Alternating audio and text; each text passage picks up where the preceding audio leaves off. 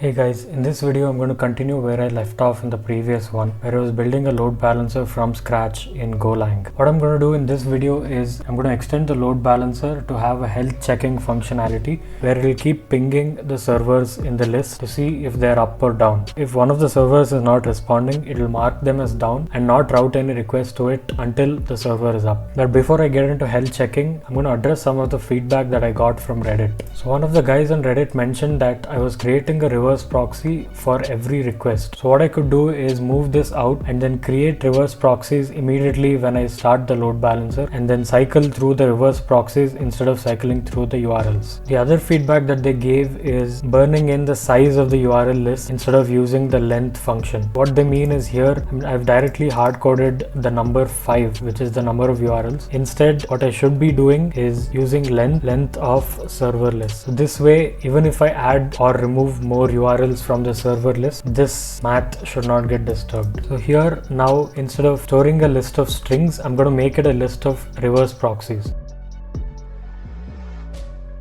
Now there's a list of reverse proxy hosts instead of list of URLs. Let's see if this is working. Ideally it should, because we haven't really changed any functionality. Okay, so I forgot to make the change here. Now I don't have to create a new one every time. Now I could just change this to server and then make this server. This should work. Cannot use server list of, oh sorry, so I don't need to parse anything anymore. I just have to literally cycle through this list and then return the server. Let's see it. Use of package URL without selector. Oh sorry, the return type has to be changed. Should work now. Undefined URL. Oh my god, sorry. Okay, so this does not take string as input, it takes URL. So let me refactor that quickly.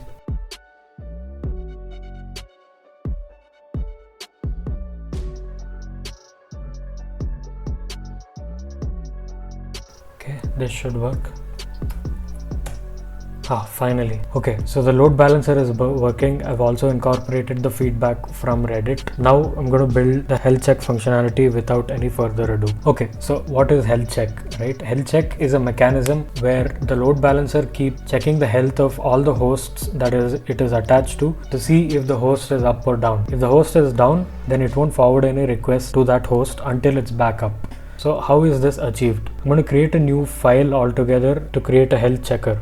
So this health checker will keep running indefinitely in the background while this load balancer is forwarding requests. So in this file, I'm going to create a function called start health check, which will keep running indefinitely and periodically keep making health checks to each of the hosts that are there. We can use a package called GoCron, which is designed for running things periodically in a cron-like fashion. So here in GoCron, I'm going to create a new scheduler. Syntax for GoCron is very intuitive. For example, if I have to make a health check every 2 seconds, all you have to do is every 2 seconds do and then pass a function into this. So I can put my health checking functionality inside this function and that will be run every 2 seconds.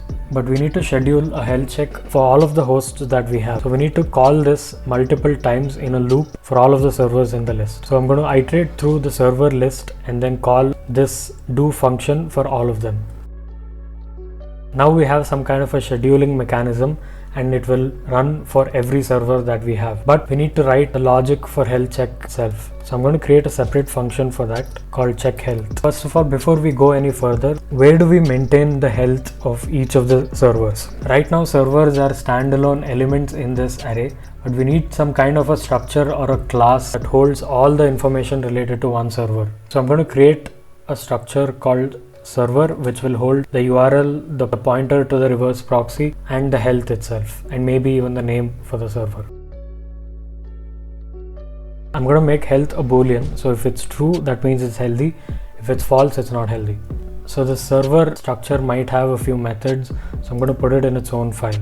So each of the servers will need some kind of an initialize function where it can create the reverse proxy instance for this particular server, and maybe even the check health function can be a method of this server. I'm going to create a function called new server, which will take URL as the input and return this server structure as the output.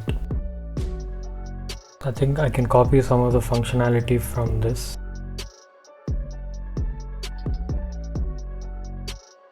by default the health will be always true. So now this list will hold a list of servers instead of reverse proxies. So I've done some significant amount of changes. Let's see if there are any errors right now. Okay, cannot use server as type this in return argument. Right, so let me return, I could either return the reverse proxy here or return the server itself. Okay, let me return server. Here I'll have to say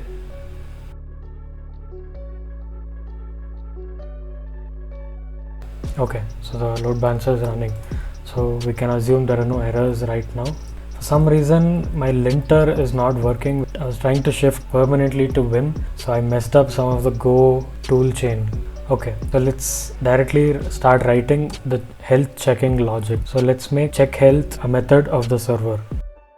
I don't think this check health function needs to return anything. All it has to do is internally update the health field of the server. Now we just have to make one request to the server. So I'm going to make a head request. Head is another method in HTTP, just like get, post, put, and delete. I think head is the lightest request that we can make. So this takes the URL as input. We have the URL stored in the structure.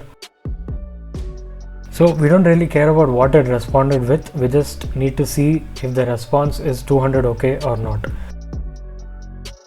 Okay, actually we can see if this is not status okay, in which case we make s.health as false. So health check function is implemented now. We just have to pass this health check function inside the gocron's do function. To start the scheduler, I have to do an s.start async, I think, which is not showing up in my autocomplete for some reason. I think the start async returns a channel, so I'm going to listen on that channel. So now where are we checking the health? We need to check the health somewhere. So that can be checked in get server. When we calculate the next index and get the server from the list, we should also see if the health is true or not. Only if it's true, we should return this. Otherwise, we should move on to the next index. So I'm going to write a new function to calculate the next index, so we don't make this get server function dirtier. I'm going to call this get next index. I think this also needs to go here. Okay, let me undo everything. So we can let this function be as it is and create a different function called get healthy server. This function can just take care of giving the next server in the line, and the get healthy server function can call this internally and then check if the server is healthy and return that only if it is. And in case none of the servers are healthy, it should throw an error saying none of the servers are healthy, and this forward request function will internally take care of responding to this original request with an error. So we should keep calling get server until we get a healthy host, and we should stop as soon as we have finished going through all the servers in our list. So I'm going to create a for loop which goes from 0 to length of the server list and then call get server inside that. If we end up getting a healthy server, immediately we can break out of the loop and return that server. If we don't and we end up going through all the iterations, that means we don't have a healthy host. In that case, we can return an error. This is the neatest way I can think of right now. Suggest in the comments if you think there is a better way.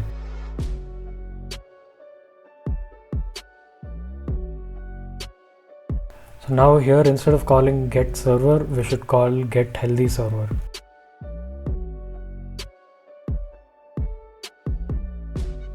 Okay, fingers crossed. Let's see if anything is working. Start async undefined. Has no field. Oh, asyncs, sorry. Dot healthy undefined, sorry. What was I thinking? It's dot health. Oh, okay. Seems like there are no errors. Is the health check even happening? How do we know if the health check is happening? Okay, let's do one thing. Here, instead of directly putting this function, let's run this inside an anonymous function. That way we can log that we performed a health check. It would be nice if this check health function also returned the health. Here I'm going to do return s.health. I'm going to log the health in this. Would have been nice if we gave names to the server, but yeah, you know what? Let's give names to the server quickly. So now we have the names of the servers as well. I don't like having health. What else can we do in this case? Continue. So if we haven't continued, that means it's not healthy. So I'm going to log that here. Now we will know if we are performing health checks or not. Let's run the load balancer. Continue is not in a loop. Oh, we can't do that. Okay, let's write an else. Check health used as value. So, oh, this doesn't return anything. Oh, sorry. Not enough arguments to return. Server.go 35.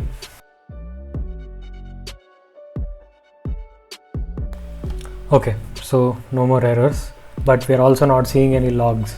Why is that? Oh, I forgot to call the start health check function, and that should happen in a separate Go routine, right? Okay, if you don't know what a Go routine is, it is basically like a separate thread. So if you have multiple Go routines, you can run things concurrently in your code. So as soon as I start my server, I'm going to also start health check. Now it should work every 2 seconds. Okay, I still don't see any log. Okay, let's put a few logs to debug what is happening. First of all, we need to see if we are even going into this loop. Okay, we're not even going to that loop. That means this server list is empty. So maybe by the time this function is called, we haven't initialized this. In that case, we can initialize this in our main function. I have a feeling this is going to throw up syntax error, unexpected. I still don't see any logs. Does the program stop at this point? I mean, should we move this upwards? Let's see.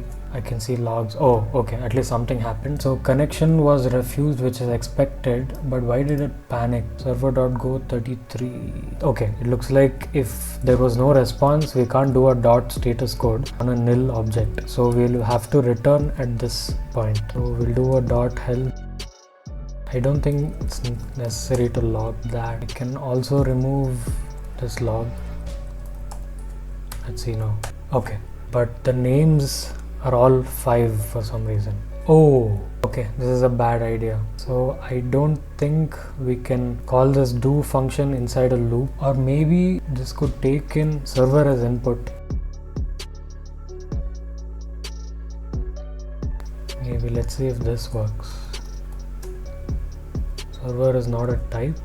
Oh, I'm sorry, we can't name this server then. Okay, let's call it host for now. Oh my god. Okay, looks like we're performing health check on all the servers every 2 seconds. So it says that none of them are healthy. Let's try to bring up one of the servers and see what happens. Okay, it says that server 1 is healthy. So you can see that if we bring up servers and bring it down, it will reflect in the health check. Also, we could test one more thing. If I make a request to the load balancer now, it should say none of the hosts are healthy or something like that. What happened? Oh, I'm sorry. So I don't think we even started the server. That's because this health check function holds forever. So we'll have to run that in a separate Go routine. I forgot to do that. Now it should also start the server and run health checks. So let's refresh this. Connection was reset. Okay, so it looks like there's a panic in the code. Load balancer 32. Oh, yeah, so it panicked because the server would be nil because there are no healthy hosts. So fprintf is not working. So I think this should be ctp.error. Yeah, error. I don't know if this will return also. Let's just return to be safe.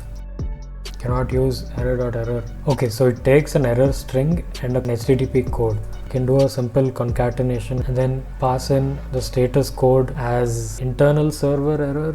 I'm not sure what this HTTP status code should be. Should be 404 because we didn't find any host, or should it be an internal server error? Let's check it out. There's a nice website that I like to refer for HTTP status codes. Okay, I think service unavailable should be the most appropriate in this case. Service unavailable.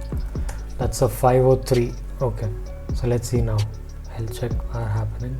Okay, now it says that couldn't process requests, no healthy hosts. So the negative case is working. So now let's run all the 5 servers simultaneously and then see what happens.